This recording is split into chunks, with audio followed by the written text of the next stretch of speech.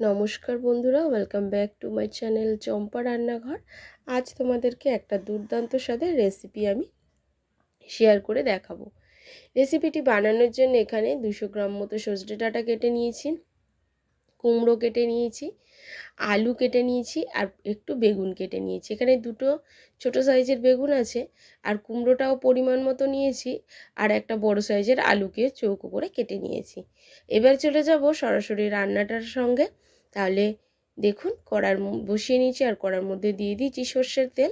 এখন এর মধ্যে কিছু বড়ি আমি ভেজে নিচ্ছি আর বড়িগুলোকে আমি একটু ভেঙে ভেঙে নিয়েছি ভেজে নেওয়ার জন্যে। বড়িটা ভাজার পরে যে তেল আছে তার মধ্যে আমি দিয়ে দিচ্ছি বেগুনগুলোকে ভেজে নিচ্ছি। বেগুনগুলোকে হাই ফ্লেমে ভেজে নিতে হবে বন্ধুরা।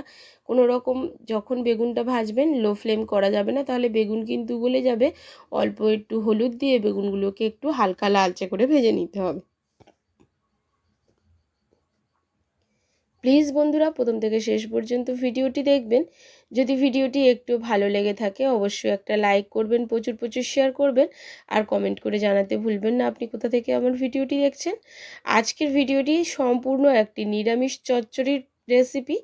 খেতে লাগবে খুবই টেস্টি, গরম গরম ভাতে জমে যাবে। গরমের এই সময় সিজন চেঞ্জে এই রকম তরকারি থাকলে কিন্তু বন্ধুরা ভাত খাওয়া খুবই অমৃত স্বাদের হয়।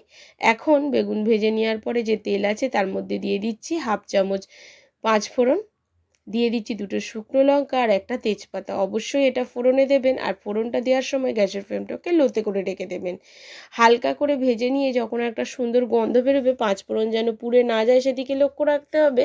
তারপরে তার মধ্যে দিয়ে দিয়েছি কেটে রাখা আলু। আলুগুলোকে কিছুক্ষণ হালকা লালচে করে ভেজে নিয়েছি। ভেজে নেওয়ার পরে দিয়ে দিচ্ছি গ্রেট করে রাখা আদা। অবশ্যই এখানে একটু 1 চামচ মতো আমি আদা গ্রেট করে রেখেছিলাম, সেটা দিয়েছি। বাটা নয় কিন্তু বন্ধুরা, এটা কিন্তু গ্রেট করা আদাটাই ব্যবহার করতে হবে। এবার আদাটা আর আলুটাকে একটু ভাজা ভাজা করে নেব। যতক্ষণ আদার কাঁচা গন্ধ চলে যাবে ততক্ষণ একটু নাড়াচাড়া করে নিতে হবে। আদাটার যখন কাঁচা গন্ধটা চলে গেছে তখন আমি কুমড়ো আর সজনে ডাঁটাটাকে দিয়ে দেব। খুবই কম তেল মশলায় কিন্তু আজকের বন্ধুরা আমি রান্নাটা করে দেখাবো। প্লিজ প্লিজ বন্ধুরা, আমার এই ছোট্ট চ্যানেলে আপনাদের সাপোর্ট আর সাহায্যের খুবই প্রয়োজন আছে। প্লিজ বন্ধুরা সাপোর্ট করবেন আর পাশে থাকবেন। আর এর মধ্যে একটা স্পেশাল মশলা আমি ব্যবহার করব। দিয়ে দিচ্ছি পরিমাণ মতো হলুদ, দিয়ে এটাকে আবারও একটু ভাজা ভাজা করে নিচ্ছি। আর দেখতে থাকুন বন্ধুরা কি স্পেশাল মশলা আমি এখানে অ্যাড করি। আমার নিরামিষ রেসিপিগুলো আপনারা পছন্দ করছেন, তার জন্য অনেক ধন্যবাদ। নতুন বন্ধুদেরকে আমার চ্যানেলে ওয়েলকাম জানাচ্ছি আর পুরনো বন্ধুদেরকে আমার পাশে থাকার জন্য অনেক ধন্যবাদ জানাচ্ছি। এখন কুমড়ো আর ডাঁটার মধ্যে দিয়ে দিয়েছি টমেটোটা, একটু নাড়াচাড়া করতে রয়েছি। ততক্ষণে একটা স্পেশাল মশলা বানিয়ে নেব। নিয়ে নিয়েছি 1 চামচ পোস্ত আর 1 চামচ কালো সর্ষে। এটাকে দুটো কাঁচা লঙ্কা দিয়ে আমি বেটে নেব। আর ওদিকে আমার যে তরকারিটাকে নাড়াচাড়া করছিলাম তার মধ্যে আবারও একটু লবণ দিয়ে আমি নাড়াচাড়া করে নিচ্ছি। একেবারের মতো লবণটা আমি ব্যবহার করেছি, দ্বিতীয়বার আর লবণ ব্যবহার করব না, একটু চেক করে দেখে নেব। আর পোস্ত আর সর্ষেটাকে বেটে নিয়ে চলে এসেছি। আর এর মধ্যে কিন্তু 3খানা কাঁচা লঙ্কা আমি বেটে নিয়েছি বন্ধুরা। আর সর্ষে, পোস্ত আর কাঁচা লঙ্কাটাকে দিয়ে তরকারির সাথে একটু কষিয়ে নিচ্ছি। আমি এখানে কোনো রকম লঙ্কার গুঁড়ো ইউজ করব না, সম্পূর্ণ আজকের কাঁচা লঙ্কায় রান্নাটাকে করে দেখাবো। আপনারাও কিন্তু এইভাবে রান্নাটা করবেন। আর একটু কষে নেওয়ার পরে এর মধ্যে আমি দিয়ে দিচ্ছি সামান্য জল। যে জলটুকু দেবো তাতে যেন সবজিটা সেদ্ধ হয়, কোনো রকম ঝোল না থাকে। এটা একদম গা মাখা তরকারি তৈরি হবে, তবেই কিন্তু এটা টেস্টি হবে। এখানে 1 বাটি মতো আমি জল দিয়ে দিয়েছি। আর অবশ্যই বন্ধুরা এখানে গুঁড়ো লঙ্কা একদমই ব্যবহার করতে যাবেন না, এখানে কিন্তু কাঁচা লঙ্কা বাটাটাই ব্যবহার করবেন। এবারে বড়িগুলোকে একটু ছড়িয়ে দিচ্ছি, তাতে বড়িগুলো একটু নরম হয়ে যাবে।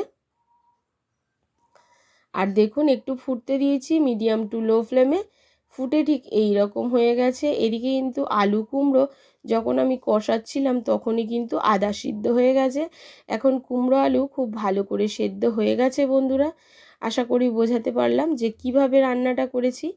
আপনারা চাইলে একটু ঢেকে ঢেকে রান্নাটা করতে পারেন, তবে সর্ষে আর পোস্ত দেওয়ার পরে খুব বেশি এটাকে ফোটানোর প্রয়োজন হয় না। এবারে সেই ভেজে রাখা বেগুনটাকে আমি এই তরকারির মধ্যে এবারে অ্যাড করে দিলাম। দেওয়ার পরে আবারও একটু নাড়াচাড়া করে নিচ্ছি। আর দেখুন এবারে সবার শেষে দিয়ে দিচ্ছি সামান্য একটু মিষ্টি। এই তরকারি খুব বেশি ঝাল হয় না, একটু মিষ্টি মিষ্টি আজ হয়, তাতে খেতে কিন্তু অসাধারণ লাগে। আর নিরামিষ দিনে তো একদমই জমে যায় বন্ধুরা। দেখুন এবারে আরও একটু নাড়াচাড়া করে নিচ্ছি। ঠিক এই রকম গামাখা তরকারি রস থাকবে, আর এটাকে যখন আমি নামিয়ে নেব তখন রসটা কিন্তু একেবারেই শুকনো হয়ে যাবে। তরকারি কিন্তু আমার অলমোস্ট রেডি হয়ে গেছে, আশা করছি বোঝাতে পারলাম।